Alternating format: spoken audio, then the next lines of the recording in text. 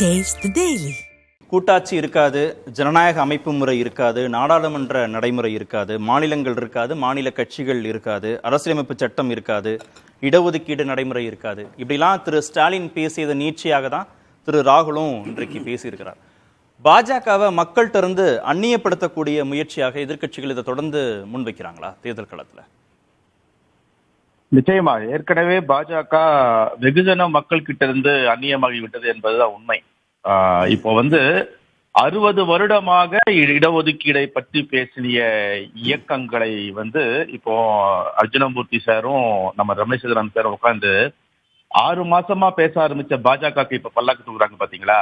இதுதான் ஆச்சரியமே. 60 வருடமாக இடஒதுக்கீடுனா என்ன, அது எவ்வளவு கடினப்பட்டு போராடி ஒவ்வொரு விஷயத்தையும் வாங்கினாங்கிற விவரம் இவங்க 2 பேருக்குமே தெரிஞ்சிருந்தோம். இப்போ இடஒதுக்கீடு இருப்பதனால்தான் இந்த திராவிடியன் மாடல் இவ்வளவு தூரம் வளர்ந்திருக்கிறது. அங்க இருந்து இங்க இப்ப திரும்பி பார்க்க ஆரம்பிச்சிருக்காங்க. இவங்க இவ்வளவு நாள் கொடுத்த கட்டுக்கதையெல்லாம் இப்ப பிரோஜனம் இல்லாம போச்சு. இப்ப அங்க உள்ள மக்கள், வடக்கே உள்ள மக்கள் விழித்துக் கொள்ள ஆரம்பித்தார்கள். இப்ப இடஒதுக்கீடு விஷயங்களும் இந்த மாதிரி திராவிடியன் மாடல் விஷயங்களும் அங்க பேசப்பட ஆரம்பிக்கும் போது இவர்கள் கடந்த 10 வருடமாக சொன்ன பொய் எல்லாமே இப்ப மக்களுக்கு வெளிப்படையாக தெரிய ஆரம்பித்து விட்டது. இதனால பாஜக ஆட்சிக்கு வந்தா படிக்க முடியாது, வேலைக்கு போக முடியாது, ஐஏஎஸ் ஆக முடியாது, ஐபிஎஸ் ஆக முடியாது, உயர் பதவிக்கு போக முடியாது அப்படின்னு ஏன் சொல்லணும்? அவங்க எங்கேயாவது அந்த 10 ஆண்டுகள்ல அப்படி யாரையாவது தடுத்தார்களா போக விடாம?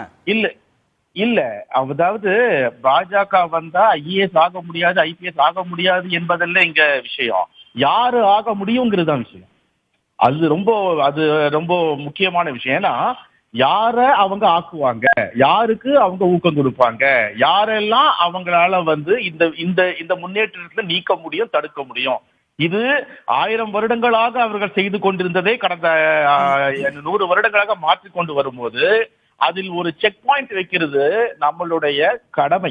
இது மக்கள் அறியாமையில் இருந்தாலும் நாம மீண்டும் அதை நினைவுபடுத்தி ஒரு செக் பாயிண்ட் வைக்க வேண்டியது கடமை. அதனாலதான் முதல்வர் அவர்கள் இதை மீண்டும் நினைவூட்டி இருக்கிறார். காரணம் என்னன்னா, இது தொடருமேயானால் இதை மாற்ற ஒரு எதேச்ச போக்கான ஒரு அரசு, ஒரு அதிபருக்கு நிகரான அரசு 3வது முறை தொடருமேயானால் அந்த அச்சம் எழலாம்ங்கிறது பொதுமக்களுக்கு சொல்ல. சிறுபான்மை மக்களுக்கு எதிரான கட்சி பாஜக தொடர்ந்து பேசிட்டு இருந்த எதிர்கட்சிகள் இப்ப இந்துக்களுக்கே எதிரான கட்சி பாஜக, ஓபிசிகளுக்கு எதிரானது, பட்டியலின மக்களுக்கு எதிரானதுன்னு அடுத்த கோல் போஸ்ட நகர்த்தி இருக்கீங்க.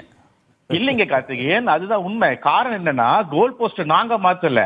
அது என்ன உண்மை, யார் அதுக்கு இந்த கேமுக்கு ரெஃப்ரியா இருந்தாங்கிறது மக்கள் இப்ப புரிஞ்சுக்கிட்டாங்க.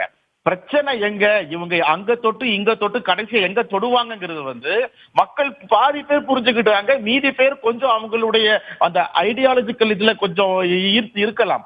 ஆனால் இம்முறை இப்போ அர்ஜுனமூர்த்தி சார் ஒரு ஆர்டம் சொன்னார் இல்லையா, 400 வந்துரும், அங்க எங்களுக்கு 20 வந்துரும், இங்க எங்களுக்கு மொத்த சீட்ல இப்போ 102ல நாங்க 65 ஜெயிச்சிருவோம். அவர் ஆருடம் சொல்லலாம், அவருடைய நம்பிக்கை அது. நான் அதை ஒண்ணுமே சொல்ல முடியாது. ஜனநாயகம் ஆனா நிஜம் வேறு, களம் வேறு என்பது அவங்க. கூட்டாட்சி இருக்காது, மாநிலங்கள் இருக்காது, மாநில கட்சிகள் இருக்காது, அரசியலமைப்பு சட்டம் இருக்காது, நாடாளுமன்ற நடைமுறை இருக்காது, இதெல்லாம் சர்வாதிகாரம் இருக்கும், இதெல்லாம் இருக்காது, ஜனநாயக நடைமுறையே இருக்காதுன்னு பாஜக ப்ரொஜெக்ட் பண்ற விதம் இருக்குல்ல எதிர்கட்சிகள். இல்ல, இப்போ அவரு சார் பேசும்போதே ஸ்டேட்ஸ் உடைய அங்கீகாரம் இல்லாம, அவங்களுடைய ஒத்துழைப்பு இல்லாம இதெல்லாம் கொண்டு வர முடியுமா பாராளுமன்றத்துல கேட்டார் இல்லையா? அப்படி ஸ்டேட்ஸோட எந்த ஒரு விஷயமே இல்லாம நீங்க என்னெல்லாம் கொண்டு வந்தீங்க கடந்த 10 வருஷத்துல?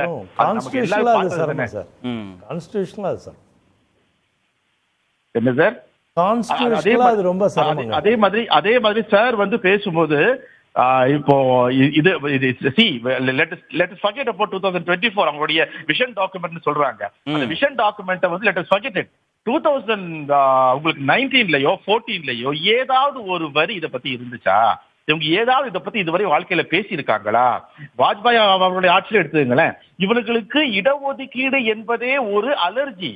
அவங்களுக்கு அது தொடர்ச்சியா அதை பத்தி பேசாதவர்கள் இப்போ பேசுறாங்கன்னா அதுக்கு உள்ள ஒரு காரணம் இருக்கு இல்லையா? அந்த காரணத்தை தொட்டது யாரு?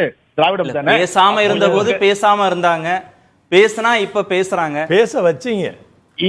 இப்ப போய் ராகுல் காந்தி போய் ஓட்டு எடுக்க முடியாதுன்னு பயத்துல பேச வச்சார். இல்ல அவர் ராகுல் காந்தி பேச ஆரம்பிச்சதுக்கு பிறகுதான் இவங்க அதை பேசுறாங்க. இன்னைக்கு நிர்மலா சீதாராமன் என்ன சொல்றாங்க? ஒரு நிமிஷம். இப்போ சார் யாரோ சார் பேசும்போது சொன்னாரு யூபில மாயாவதி அவர்கள் வந்து ஆண்டார்கள். இப்போ வந்து அங்க எல்லாம் யூபியுடைய நீங்க ஒரு கிராஸ் ஸ்டாட்டிஸ்டிக்ஸ் எடுங்க. யூபியில வந்து அப்பர் கிளாஸ் எவ்வளவு பேர் இருக்காங்க, ஒடுக்கப்பட்டவர்கள் தாழ்த்தப்பட்ட எவ்வளவு பேர் இருக்காங்க, இதை கம்ப்ளீட்டா ஒரு கிராஸ் ஸ்டாட்டிஸ்டிக்ஸ் எடுத்து அந்த ஸ்டாட்டிஸ்டிக்ஸ்ல எவ்வளவு பேர் இந்த மாதிரிப்பட்ட குரூப் ஒன் சர்வீஸ்ல இருக்காங்க, எத்தனை பேர் வந்து அபிஷியலா இருக்காங்க, எத்தனை பேர் வந்து ஹை போலீஸ்ல இருக்காங்க, கான்ட்ரரியா அப்படியே தமிழ்நாடு எடுங்க. தமிழ்நாடு குரூப் ஸ்டாட்டிஸ்டிக்ஸ் கம்ப்ளீட்டா உங்களுக்கு கிராஸா எடுங்க. அதுல உங்களுக்கு எவ்வளவு சேஞ்சஸ் இருக்குன்னு பாருங்க. யூபியை நீங்க இதுல கம்பேர் பண்ணும்போது யூபி எவ்வளவு நம்மள்ட்ட இருந்து ஃபண்ட் வந்து அவங்கள்ட்ட திருப்பி போகுதுன்றது கம்பேர் பண்ணணும் இல்லையா சார்? ஓகே, நான் இடைவேளைக்கு போகணும். நான் ஒரே ஒரு கேள்வி மட்டும் திரு ஷானவாஸ்டையும் கேட்டு போயிடுறேன். ஷானவாஸ், 100 முறைக்கு மேல அரசியலமைப்பு சட்டம் மாற்றப்பட்டிருக்கு. ஆனா பாஜக ஆட்சிக்கு வந்து அரசியலமைப்பு சட்டம் மாற்றப்படும்ன்றது மட்டும் ஏன் எதிர்க்கட்சிகளுக்கு இவ்வளவு பதற்றம்? ஒடுக்கப்பட்ட மக்களுக்கு, அதிகாரம் போய் சேராத மக்களுக்கு, வாய்ப்பு மறுக்கப்பட்ட மக்களுக்கு வாய்ப்பை கொடுப்பதற்காக அரசியலமைப்பு சட்டத்தில் திருத்தம் கொண்டு வருவது என்பது நேர்மறையான அணுகுமுறை. ஆனால் ஒரு குறிப்பிட்ட மக்களினுடைய வாய்ப்பை பறிப்பதற்காக அரசியலமைப்பு சட்டத்தில் திருத்தம் கொண்டு வர்றது அப்படிங்கிறது, ஒரு மக்களை வந்து வெறுப்பின் அடிப்படையில் அணுகுவதற்காக அரசியலமைப்பு சட்டத்தில் போய் கை வைப்பது என்பது வேறொரு அணுகுமுறை. நீங்கள் வந்து முதல் அரசியலமைப்பு சட்ட திருத்தம் தமிழ்நாடு தான் கொண்டு வந்தோம். எதுக்கு? யாருடைய சட்டியை புட்டியை பிடிச்சி பறிக்கிறதுக்கா? எது கொண்டு வந்தோம்? வாய்ப்பு கடைநிலையில் போய் சேராத மக்களுக்கு கொண்டு போய் சேர்ப்பதற்காக ஒரு தமிழ்நாட்டில் ஒரு கிளர்ச்சியே நடந்துச்சு. அதை புரிஞ்சுக்கிட்டு ஆட்சியில் இருந்தவர்கள் எனக்கு செஞ்சு கொடுத்தாங்க. நீங்க வந்து 69 விழுக்காடு இடஒதுக்கீடு வந்து திராவிட கட்சிகள் ஆட்சியில் இருந்தாங்க, செஞ்சாங்க. சார் நான் முடிச்சிடறேன். எங்களுக்கு அதுல என்ன ரோல் இருக்கு? நாங்க ஆட்சியிலே இருந்தோம்னு கேட்டார். கி வீரமணி ஆசிரியர் வந்து ஆட்சியிலே இருந்தாரு. 69 விழுக்காடு இடஒதுக்கீடுக்கு ஒரு சட்ட அச்சுறுத்தல் வந்த போது ஆட்சியில் இருந்தது ஜெயலலிதா அவர்கள். இவரு திமுக ஆதரவு நிலைப்பாடுடைய இயக்கம் தான் திக. ஆனா அங்க ஆட்சியில் இருக்கிறது யாருன்னு பார்க்கல. ஆட்சியில இவர் இல்ல, ஆனா ஓடோடி போனார் டாக்குமெண்ட் எடுத்துட்டு. சமூக நீதி போய் அந்த அம்மாக்கு இது எப்படி செஞ்சா இதுக்கு பாதுகாப்பு கிடைக்கும்னு வழிகாட்டியவர் ஆசிரியர் வீரமணி அவர்கள். நாங்க என்ன ஆட்சியில இருக்கோம்? இன்னைக்கு பிற்படுத்தப்பட்ட மாணவர்களுக்கு இடஒதுக்கீடு சுப்ரீம் கோர்ட்டுக்கு போனது விசிக. எங்க தலைவர் போய் வழக்கு போட்டார். சுப்ரீம் கோர்ட்ல போய் கேஸ் நடத்துற அளவுக்கு எங்கள்கிட்ட பொருளியல் வலிமை இருக்கா? நாங்க போய் நின்னோம். அப்போ ஆட்சியில இருக்கமா இல்லையா? ஒரு அமைப்பு நடத்தினா கூட போதும் சார். இடஒதுக்கீட்டு மீது நமக்கு அக்கறை இருந்தால் நம்ம போய் ஃபைட் பண்ணுவோம். பிஜேபி பண்ணிருக்கான்னு கேக்குறோம்.